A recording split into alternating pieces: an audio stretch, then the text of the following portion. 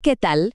Arrancamos con este análisis visual y la verdad es un verdadero privilegio poder compartir toda esta información para desglosar algo que francamente es uno de los textos teológicos más profundos e increíbles de toda la historia. Vamos a meternos de lleno en la carta a los Filipenses, específicamente el capítulo 2, versículos del 3 al 11. Es el modelo absoluto y definitivo de lo que significa la humildad. Hablamos de una historia fascinante de rendición total y al final de una victoria cósmica, todo estructurado en lo que llamaremos una curva en V. Así que es el momento perfecto para ver este clásico desde una perspectiva completamente nueva y muy dinámica. Bueno, vamos a entrar en materia, porque esta frase es literalmente la piedra angular de todo lo que vamos a analizar hoy. El texto nos pide tener el mismo sentir o la misma mente que Cristo, y aquí hay un principio fundamental. Cualquier transformación verdadera siempre tiene que empezar en la cabeza, en la mente.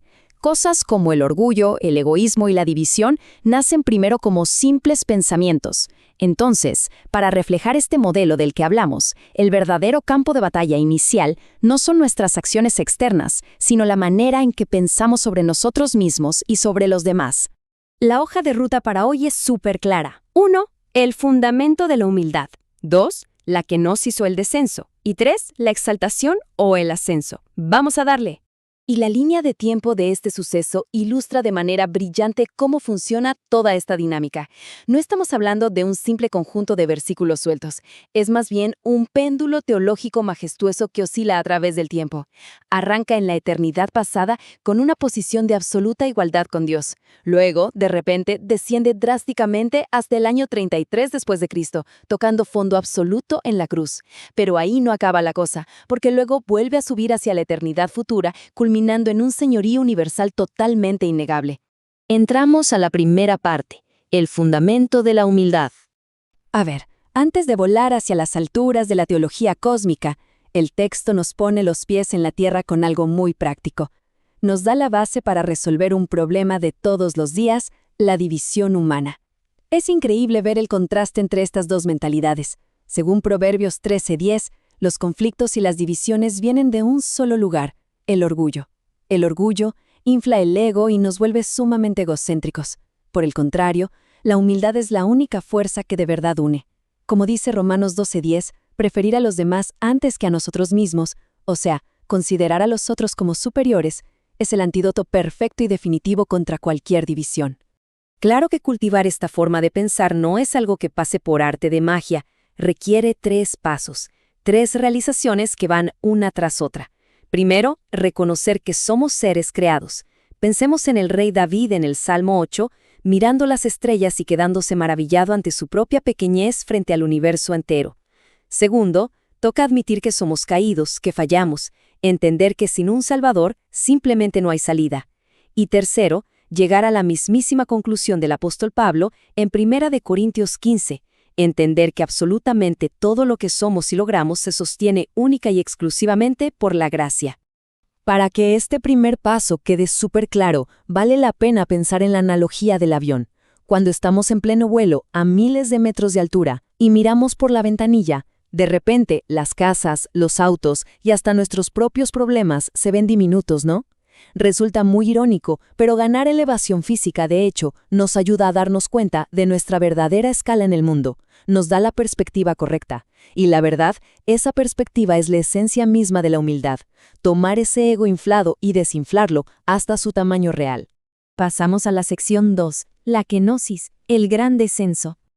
Bueno, con las bases ya bien puestas, la trayectoria de nuestra historia empieza a ir hacia abajo, y de forma muy pronunciada. Para entender esta caída tan solemne en nuestra curva en V, es fundamental conocer esta palabra griega tan importante, kenosis. Significa literalmente vaciarse a sí mismo. No fue un simple viaje físico del cielo a la tierra, para nada.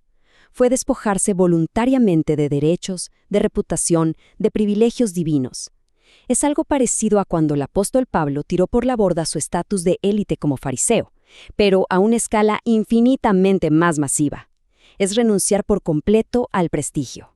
Entonces, el punto crucial aquí es notar la asombrosa simetría del texto. Es un progreso hacia abajo súper implacable en exactamente 7 peldaños. 1. No se aferró a su igualdad con Dios. 2. Se vació a sí mismo. 3. Tomó la forma de un siervo. 4. Se hizo a semejanza de los hombres. 5. Se humilló. 6. Fue obediente hasta la muerte. Y 7. La muerte en una cruz.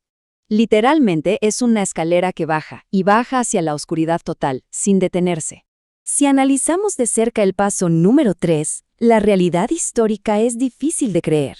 Tomar forma de siervo no era solo un título bonito o simbólico, implicaba realizar los deberes de un esclavo del primer siglo. Hay que pensar en esto, el co-creador de todo el universo, el que formó las galaxias con sus palabras, tomó una toalla y un recipiente en el aposento alto para lavar la suciedad de los pies de sus propios discípulos. Estamos hablando del trabajo doméstico más bajo que existía en esa época.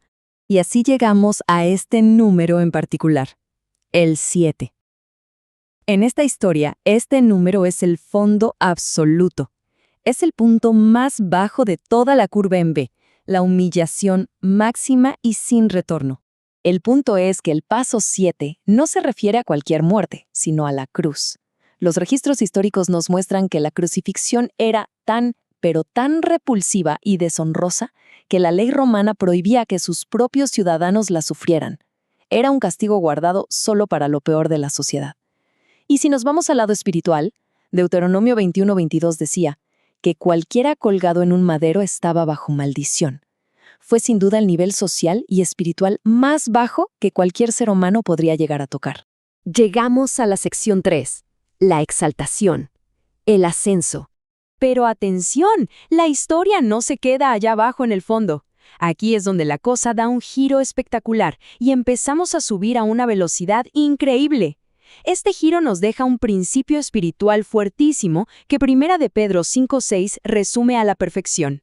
La verdadera exaltación, el verdadero levantamiento, solamente ocurre después de una sumisión y un quebrantamiento total. No hay atajos para llegar a la cima. En este modelo, el camino hacia arriba empieza, obligatoriamente, yendo hacia abajo. Vamos a ver cómo se construye esto, porque la simetría es una obra de arte. A esos 7 pasos de caída le corresponden exactamente 7 pasos de subida. 1. Exaltado hasta lo sumo. 2. Recibe un nombre que es sobre todo nombre. 3. Toda rodilla se dobla ante él. 4. En el cielo. 5. En la tierra. 6. Debajo de la tierra. Y 7. Toda lengua confiesa su señorío. Es una restauración completita hacia la supremacía universal. Si nos detenemos en los pasos 4, 5 y 6, nos damos cuenta del tamaño de este dominio. Es sencillamente absoluto. No hay nadie que se escape. En el cielo, los mismísimos ángeles se inclinan. En la tierra, todos los líderes humanos, los imperios e incluso las fuerzas del anticristo en el futuro tendrán que someterse. Y debajo de la tierra, que incluye al inframundo y a todas las fuerzas oscuras, no existe una sola dimensión que quede fuera de esta enorme autoridad. Y hay un dato teológico que la verdad sorprende muchísimo, y está en Santiago 2:19. La autoridad que se ganó a través de esa humillación extrema de la kenosis es tan inmensa que hasta las fuerzas espirituales más oscuras, los demonios, no solo la reconocen, sino que tiemblan de pánico ante ella. Es un poder totalmente innegable en cada rincón de la existencia. Lo verdaderamente fascinante de este paso número 7 es que cierra un ciclo de miles de años. Que toda lengua confiese que Jesucristo es el Señor es el cumplimiento exacto de una profecía antiquísima de Isaías 45. Aquí es donde toda esta inmensa curva en B encuentra su resolución, imponiendo una justicia perfecta y dándole gloria eterna a Dios el Padre. Al final de cuentas, ese descenso tan doloroso valió totalmente la pena. Ya para cerrar este análisis visual, nos queda una reflexión ineludible. Acabamos de desglosar un modelo donde el máximo poder del universo no se ganó pisando a otros o presumiendo, sino vaciándose y rindiéndose por completo. En un mundo como el de hoy, que constantemente nos vende la idea de que tenemos que ser el centro de atención, inflar el ego y promocionarnos sin parar, la kenosis nos lanza un desafío gigantesco.